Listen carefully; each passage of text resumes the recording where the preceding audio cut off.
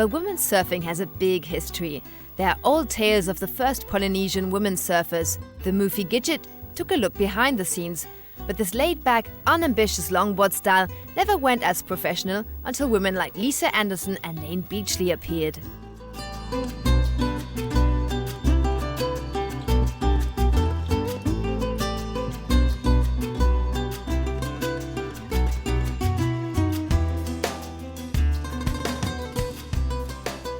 I didn't really have a great role model when I was a kid, so I had to look up to the guys that I was surfing with every day, and they were pushing me and helping me. I loved boys, and I still do. So I wanted to mold myself to surf like them, you know? So I studied them, and, you know, I really wanted to be that good.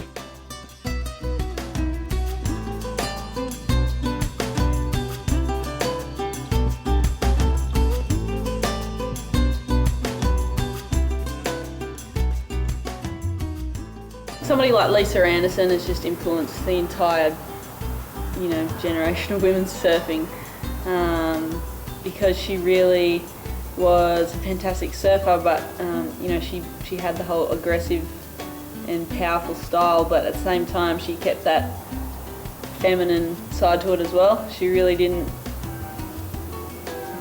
kind of venture into the guys' board shorts, and you know, she really kept that beautiful female surfing, and I think that's why she gained so much respect from the guys as well. And I think it's important to keep that femininity in there. It's a big word, but so that's what I'm trying to achieve right now too. It's good for the sport, and it just, you know, it just shows that you can still be a fantastic surfer and be powerful and assertive in the lineup, in your heats and stuff like that. But you come out of the water and you can still be a girl. That's what we are. You know?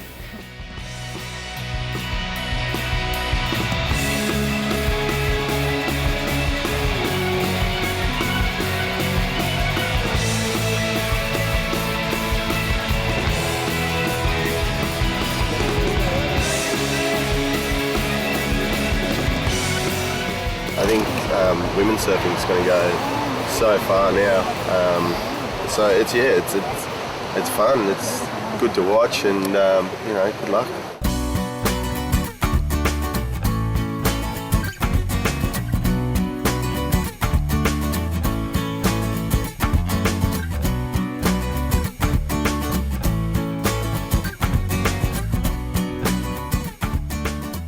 It's been such a male-dominated sport for so long.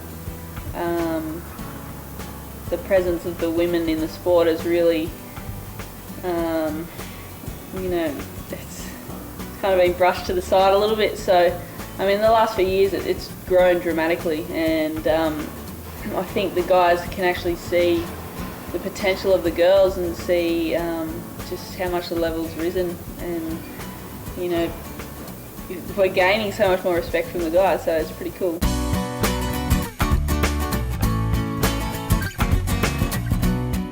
Steph is the perfect example of stepping it up. In her rookie year on the WCT, she managed the incredible feat of pocketing the world title. But hungry groms like Coco Ho from Hawaii are following her way with big forces behind them.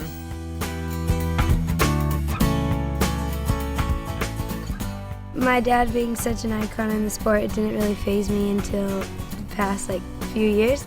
And I have to give credit to my brother for me even surfing, because if it wasn't for my jealousy towards him, I don't think I'd be surfing.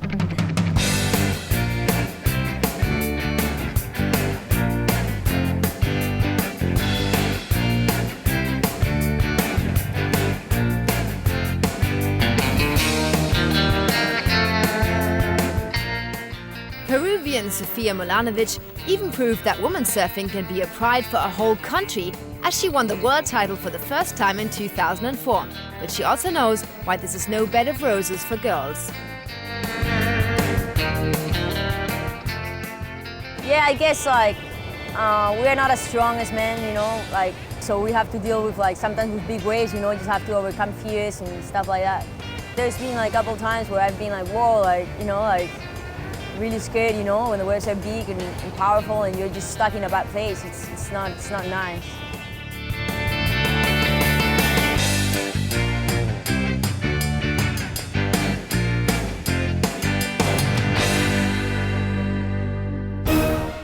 Nowadays, women have taken surfing to even further levels, surfing in monster waves.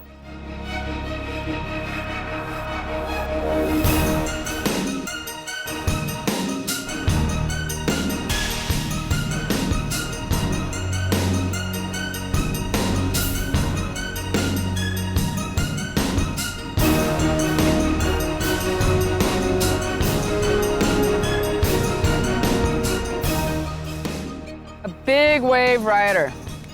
I think I even like more a water woman. I think to achieve that point, you gotta trust. You gotta not fear.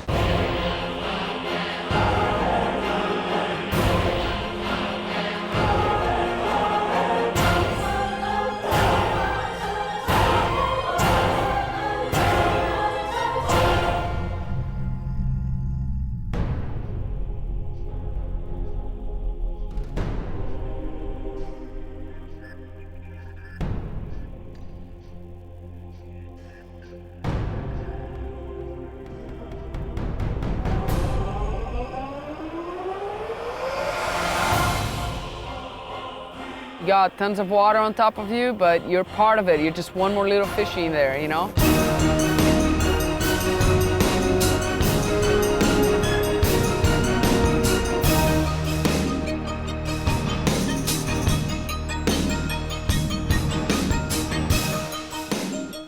My fear is mostly my fragile body. It's one of those big waterfalls hitting my body and breaking a bone.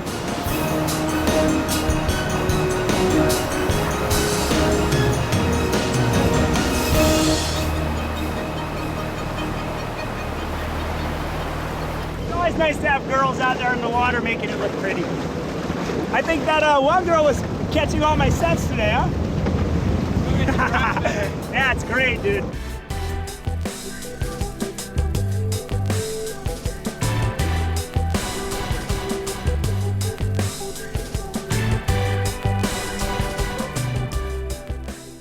If you're really a water woman, you're not gonna be worrying about who's on the beach watching you, you know? You're there for the love.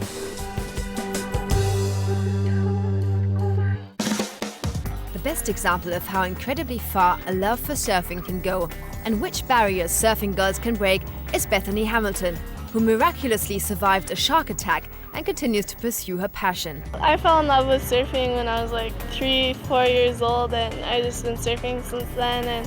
And once the attack happened, and I wasn't sure what was gonna happen, and I was like, okay, I'm gonna try surfing and see how it goes. And once I surfed again, I knew that I got up on my third wave, and I just knew that I'd be out there doing it for a while and just enjoying the ocean. Even though I lost my arm to a shark, you know, my life is better than I could ever imagine.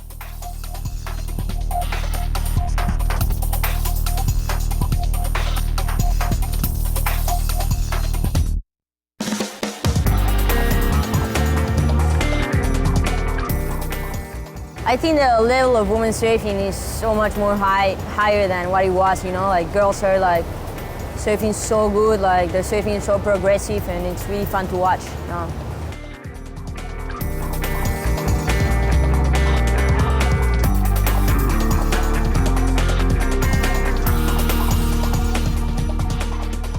She actually paddles faster than me at times now, and I see her turning around, sticking her tongue at me and stuff.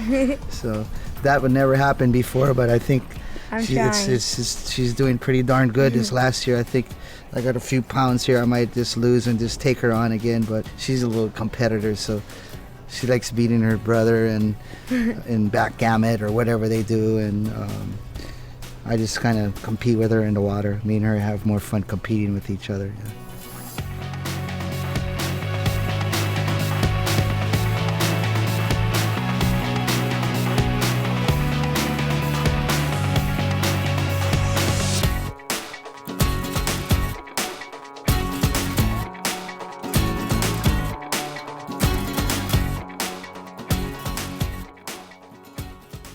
It's athletes that are the icons, you know.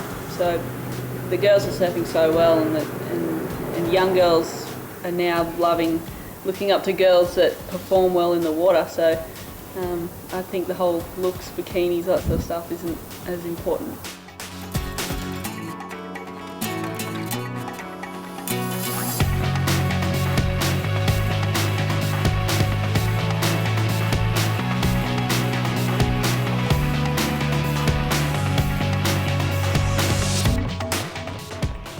The level of surfing nowadays by females is just growing like immensely, and it's just really good to see, and hopefully we can just get the support and turn it into something big.